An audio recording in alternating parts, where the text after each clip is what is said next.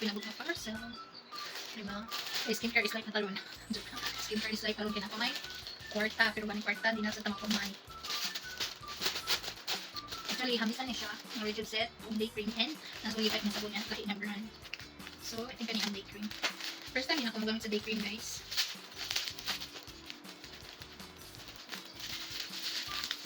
Sige, matangka ka nga ni, kay Pirmi na lang siya mag-sold out. Ito ni. So, finally, naka-order na dito ko ni. Next is, I think, ang Rejuve set ni. Ang bilit. Ang bilit mo. Ang kanina mo yung Rejuve set.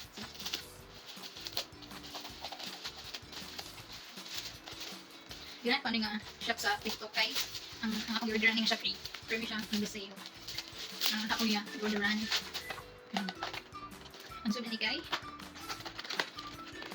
night cream, Elite BB cream, siyempre ang toner, and ang sabon. So, diba na yun ko sa akong sa video nga. Mabalik ko ani. Or wala ko na yun. Mabalik na. So, mabalik ko ani na review. Okay, para na ko mas nauyon ko ani nga set. Isa ako sa extreme. So, mabalik ko rin ganin. Pero ako pag iwasan ka lang sa extreme kasi yung sa guide din ako. Kung anong gusto nila. Nabusik ko sa convert pa. Gani, then next is gani. Sabon siya guys. Ano yung ginagamit ng sabon? I think nakagamit kong 2 bars. Ayun siya, sabon. Hindi siya white. Pero, katugunan akong nagamit na 2 bars is katong classic pa siya. So, karoon nag-order ko intense. So, okay, punta mo sa.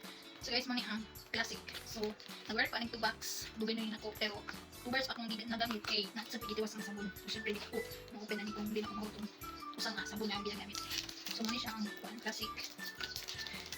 Actually, para sa kuha, na siya effect. Syempre, di mo ginaingon yung puti yung padayon kay 2 bars ko na siya nagamit. So, syempre, sa 2 bars na siya gamay nga effect. So, mani yung duha na akong unang order, kaning classic. So, ang kani, ako sa order kay ang intense. Diba? Intense. Hindi siya